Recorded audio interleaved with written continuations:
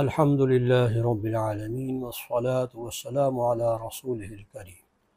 ناظرین محترم، گزشتہ مرتبہ ہم نے فرشتوں کے جوڑے بیان کیے تھے قرآن حکیم میں، تو ہمارے ایک بڑے قابل قدر ساتھی ہیں، انہوں نے توجہ دلائی کہ بھئی آپ نے ایک بہت مشہور جوڑا تو چھوڑ ہی دیا کہ جس کے تذکرے سے سب لوگ ڈرتے ہیں، اور وہ کیا ہے؟ منکر نکیر۔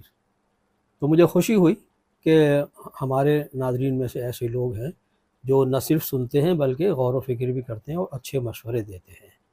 اصل میں ان ویڈیوز کا مقصد بھی یہی ہے کہ ہم قرآن حکیم پر غور و فکر کے لیے آمادہ ہوں، اس کو محل غور و فکر سمجھیں، اس کی حکمت، اس کی بلاغت، اس کو ہم ڈسکور کرنے کی کوشش کریں۔ یہی ہمارے ایمان کی افزائش کا بہترین طریقہ ہے۔ جیسا کہ علامہ اقبال فرما گئے، قرآن میں ہو غوطہ زن اے مرد مسلمان، اللہ کرے تجھ کو عطا جدت کردار۔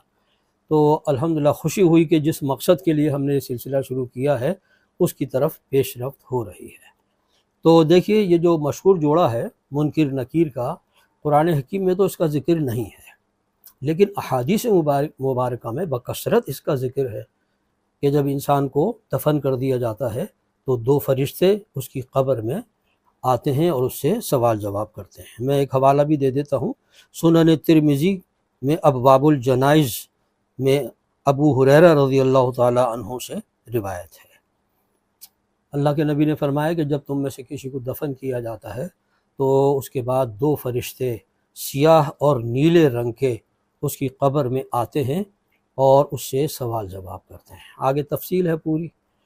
تو اور آپ نے یہ بھی فرمایا کہ ان میں سے ایک منکر ہوتا ہے، دوسرا نکیر ہوتا ہے، یعنی نام بھی آپ نے خود ہمیں عطا فرمائے۔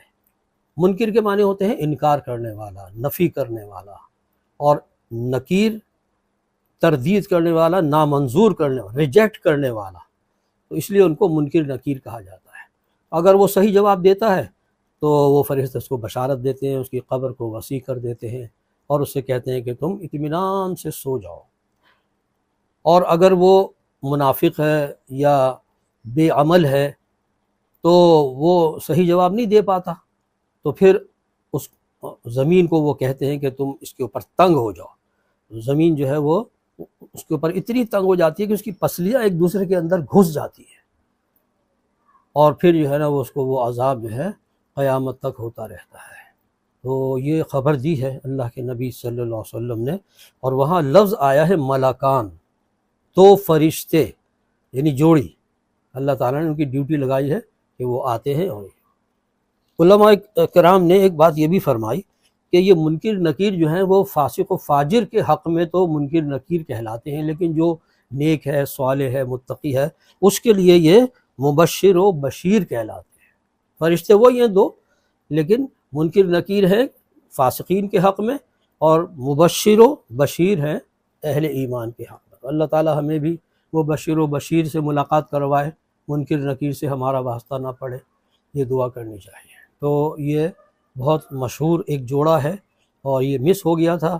اچھا، یہاں سے ایک بات اور سمجھ لیجیے، بعض لوگ جو کہتے ہیں نا کہ جناب قرآن میں اگر نہیں ہے تو بس اس کی کوئی حیثیت نہیں، یہ بات بہت غلط ہے۔ ہر چیز تھوڑی قرآن حکیم میں ہوتی ہے۔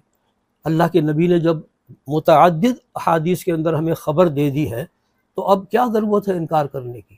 قرآن و حدیث کا چولی دامن کا ساتھ ہے، قرآن کی تفسیر ہے حدیث، لہذا ہمیں اگر وہ چیز قرآن میں نہیں مل رہی تو ضرور بالضرور ہمیں احادیث کے اندر وہ مل جائے گی، جیسا کہ یہاں ہے۔ اچھا، دوسری مثال حضرت ابراہیم علیہ السلام کے پاس جب فرشتے آئے اللہ کی طرف سے، اور ان فرشتوں کی ڈبل ڈیوٹی تھی، ایک طرف بشارت دینا حضرت ابراہیم علیہ السلام کو بیٹے کی، اسحاق جو ان کا فرزند تھا، اس کی خوشخبری دینی تھی۔ اسماعیل علیہ السلام تو پہلے ہی پیدا ہو چکے تھے اور ماشاءاللہ اچھے بڑے ہو گئے تھے، 12-13 سال۔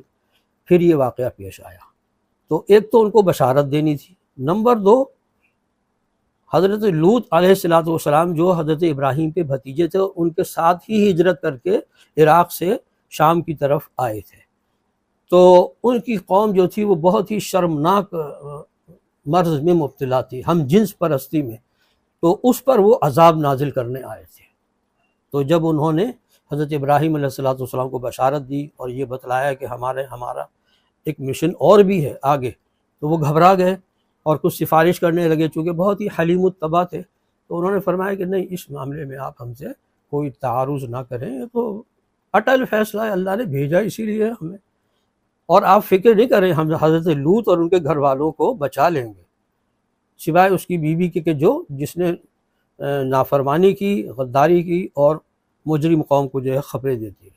چنانچہ یہ دو فرشتے حضرت ابراہیم کے پاس سے ہو کر، اچھا ہاں، تعداد کے بارے میں کہیں نہیں ملا، حالانکہ یہ واقعہ قرآن حکیم میں متعدد جگہ ہے، سورہ حجر میں، سورہ زاریات میں، سورہ قمر میں، سورہ ہود میں، اور اسی طرح سورہ اعراف میں، لیکن کہیں بھی تعداد کا ذکر نہیں ہے۔ لیکن قرین قیاس یہی ہے کہ اللہ تبارک و تعالیٰ جب کسی قوم کو ہلاک کرنا چاہتے ہیں تو آپ بالعموم دو فرشتوں کی ڈیوٹی لگاتے ہیں، جن میں ایک حضرت جبرائیل اور دوسرے حضرت میکائیل علیہ السلام ہوتے ہیں۔ بعض مفسرین نے اس کی وضاحت بھی کی ہے، ہو سکتا ہے کہ وہ دو سے زیادہ ہوں، ہمیں اس پہ اصرار نہیں ہے، لیکن بہرحال ایک متعین تعداد میں فرشتے آئے اور انہوں نے حضرت ابراہیم کو بشارت دینے کے بعد حضرت لوط علیہ السلام کی قوم پر عذاب نازل کیا۔